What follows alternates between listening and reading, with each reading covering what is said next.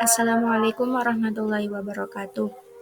Perkenalkan, nama saya Afda Alifa dari kelas PAI 3A dari Prodi PAI Pendidikan Agama Islam. Saya akan menjelaskan presentasi untuk memenuhi tugas mata kuliah media pembelajaran yang diampu oleh dosen Bapak Rizky Abdillah MPD. Oke, saya akan menjelaskan puasa. Puasa agama Islam adalah agama rahmat dengan suatu upaya penggapaian cita kasih terhadap makhluk. Hal ini sangat jelas bahwa ajaran agama Islam mengajarkan berbagai ajaran bukan hanya untuk mendekatkan diri begitu saja, namun di dalamnya juga mempunyai makna atau arti yang sangat dalam, sebagaimana puasa. Puasa adalah salah satu bentuk ketaatan seseorang hamba kepada Allah Subhanahu wa Ta'ala, karena di dalamnya ada nilai yang sangat mulia, yakni puasa dapat menahan atau mengendalikan hawa nafsu yang selalu mendorong melakukan perbuatan yang dianggap negatif atau tidak baik menurut pandangan agama. Terus ini selanjutnya pengertian puasa. Pengertian puasa secara bahasa atau etimologi adalah as-shaum atau as-syam, yang berarti al-imsak, menahan. Maksudnya menahan di sini yaitu menahan diri dari segala hal yang membatalkan puasa. Seperti kayak contoh kita puasa tidur, sama saja kita menahan diri dari tidur. Puasa bicara, menahan diri dari berbicara. Puasa makan dan minum, menahan diri dari makan dan minum, ataupun yang lain-lain. Sedangkan menurut istilah ulama fikih atau terminologi, puasa berarti menahan diri dari segala hal-hal yang membatalkan puasa, disertai niat pada malam harinya sejak terbit fajar sampai terbenamnya matahari pada bulan Ramadan. Saya di sini menjelaskan puasa Ramadan. Oke, selanjutnya kewajiban berpuasa. Bulan Ramadan merupakan bulan diwajibkannya umat Islam untuk menjalankan puasa sesuai dengan firman Allah Subhanahu wa Ta'ala yang berbunyi, Ya ayyuhalladzina amanu kutiba alaikumusyiyamu kama kutiba alal ladzina min qablikum la'allakum tattaqun, yang artinya, wahai orang-orang yang beriman, diwajibkan atas kamu berpuasa pada hari-hari yang telah ditentukan, sebagaimana diwajibkan atas umat-umat terdahulu agar kamu semuanya bertakwa. Jadi kita sebagai umat muslim, dimanapun berada, diwajibkan untuk berpuasa pada bulan Ramadan, agar kita bisa meningkatkan takwa kita kepada Allah Subhanahu wa Ta'ala. Selanjutnya, syarat wajib puasa. Syarat wajib adalah syarat yang harus dipenuhi oleh seseorang sebelum melaksanakan suatu ibadah, khususnya ibadah puasa bulan Ramadan. Seorang yang tidak memenuhi syarat wajib puasa, maka gugurlah tuntutan kewajiban kepadanya. Berikut syarat-syarat wajib puasa. Yang pertama, Islam. Jika seseorang beragama selain Islam, maka dia tidak diwajibkan untuk berpuasa. Terus yang kedua, balik atau dewasa. Ketentuan ini terjadi pada baik perempuan ataupun laki-laki. Pada laki-laki, yaitu apabila ia sudah keluar mani dari kemaluannya baik dalam keadaan tidur ataupun terjaga, sedangkan bagi perempuan sudah keluar haid.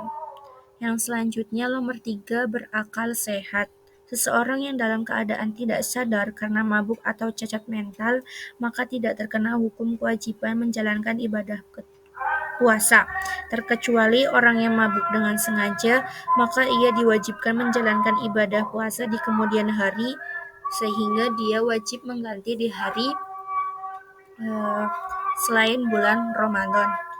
Terus yang keempat, mampu berpuasa. Selain Islam, baligh atau dewasa, berakal sehat, kita juga diwajibkan untuk mampu melaksanakan puasa. Apabila kita tidak mampu untuk melaksanakan puasa pada bulan Ramadan, maka kita diwajibkan untuk mengganti di bulan berikutnya atau membayar fidyah. Adapun syarat sah puasa yaitu yang pertama Islam. Maka jika di tengah melakukan puasa seseorang murtad, baik melakukan perbuatan atau perkataan yang dapat membawa dirinya murtad atau keluar dari agama Islam, maka seketika itu juga dapat membatalkan puasanya. Terus yang kedua, berakal, tamyiz. Puasa dapat dihukumi sah jika dilakukan oleh orang yang berakal atau tamyiz, bisa membedakan mana yang baik dan mana yang tidak baik. Baik telah mencapai batas baligh maupun belum mencapai batas baligh. Terus yang nomor 3, tidak haid, nifas, atau melahirkan. Ini berlaku khususnya pada perempuan. Yang nomor 4, dilaksanakan di hari-hari yang diperbolehkan puasa. Bukan hari-hari yang dilarang untuk berpuasa. Yang selanjutnya yaitu rukun puasa. Rukun puasa itu ada 2. Yang pertama niat, yang kedua menahan diri dari hal-hal yang membatalkan puasa. Yang pertama niat. Niat puasa Ramadan merupakan pekerjaan ibadah yang diucapkan dalam hati dengan persyaratan dilakukan pada malam hari dan wajib menjelaskan kefarduannya di dalam niat tersebut. Contohnya dalam lafaz bahasa Arab yang berbunyi nawaitu syomaghatin an adai fardhi syahri ramadhana hadhihi sanati lillahi ta'ala, yang artinya aku niat berpuasa besok hari untuk menjalankan kewajiban bulan Ramadan tahun ini karena Allah Ta'ala. Terus yang kedua, hal-hal menahan diri dari hal-hal yang membatalkan puasa. Oke, apa sih hal-hal yang dapat membatalkan puasa? Yaitu yang pertama, masukkan sesuatu ke dalam lubang, yaitu lubang mulut, lubang hidung, jalan depan atau alat buang air kecil, jalan belakang atau alat buang air besar. Oke, yang pertama lubang mulut. Puasa kita dapat batal jika kita memasukkan sesuatu ke dalam mulut dengan sengaja.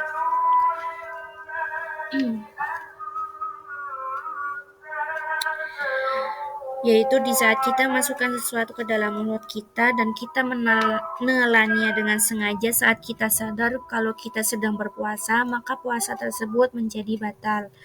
Terus lubang hidung.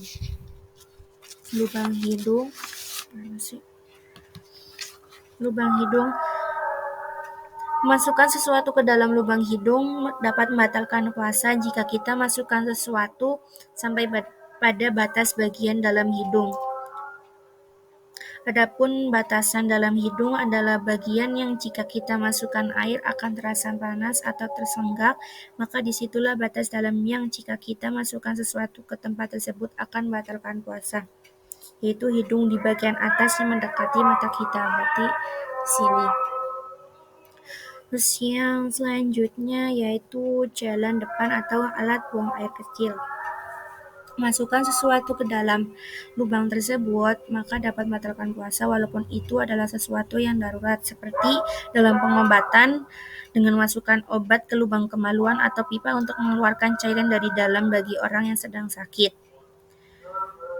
Terus masukkan jemari bagi seorang wanita dalam membatalkan puasa. Yang selanjutnya jalan belakang atau alat buang air besar. Masukkan sesuatu ke lubang belakang sama hukumnya seperti masukkan sesuatu ke jalan depan, yaitu jika ada seseorang masukkan sesuatu ke lubang belakang biarpun dalam keadaan darurat dalam pengobatan adalah membatalkan puasa, termasuk masukkan jemari saat istinja atau bersuci dari bekas buang air besar. Selanjutnya yaitu muntah dengan sengaja. Muntah dengan sengaja dalam membatalkan puasa baik dilakukan dengan wajar ataupun tidak, baik dalam keadaan darurat ataupun tidak. seperti kita dengan sengaja mencium bau-bau yang dapat membuat kita muntah dan masukkan sesuatu ke dalam mulut kita agar bisa muntah, maka itu dapat membatalkan puasa. Terus yang selanjutnya bersenggama. Melakukan hubungan suami istri pada saat bulan puasa itu dapat membatalkan puasa. Apabila suami istri sudah telanjur melakukan hubungan suami istri, maka diwajibkan untuk membayar kafarat. Di atas adalah suami yang dapat membayarnya dengan yang pertama memerdekakan hamba sahaya, yang kedua melakukan puasa 2 bulan secara berturut-turut, terus yang ketiga memberi makan kepada 60 orang miskin atau fakir. Yang selanjutnya hilang akal. Hilang akal dibagi menjadi 3 bagian, yaitu yang pertama gila, yang kedua mabuk dan pingsan, yang ketiga tidur. Gila sengaja ataupun tidak sengaja, gila itu dapat membatalkan puasa walaupun hanya sebentar. Terus mabuk dan pingsan, jika disengaja, maka mabuk dan pingsan membatalkan puasa biarpun sebentar. Seperti dengan sengaja mencium sesuatu yang ia tahu kalau ia menciumnya pasti mabuk atau pingsan. Jika mabuk dan pingsannya adalah tidak sengaja, maka akan membatalkan puasa jika terjadi seharian penuh. Yang selanjutnya tidur. Tidur itu membatalkan puasa, tapi jika kalau kita tidur seharian penuh, maka itu dapat membatalkan puasa. Yang selanjutnya yang nomor 6 haid. Haid membatalkan puasa walaupun hanya sedikit atau sebentar sebelum waktu berbuka. Misal haid datang pada 2 menit sebelum waktu maghrib, maka puasanya menjadi batal. Terus yang ketujuh nifas. Nifas juga membatalkan puasa. Misalnya ada orang melahirkan, ternyata setelah melahirkan tidak langsung keluar darah nifas. Karena ia mengira tidak ada nifas, akhirnya ia berpuasa dan ternyata di saat ia lagi berpuasa, kemudian nifasnya itu keluar, maka seketika itu juga puasanya menjadi batal. Yang terakhir, yang ke-8 yaitu murtad. Murtad atau keluar dari agama Islam itu membatalkan puasa. Misalnya contoh ada orang yang berkata kalau dia sudah tidak mempercayai bahwa Nabi Muhammad adalah nabi, maka dia batal puasanya. Sekian penjelasan dari saya, semoga bermanfaat. Mohon maaf apabila banyak kekurangan dan salah kata. Saya akhiri. Wassalamualaikum warahmatullahi wabarakatuh.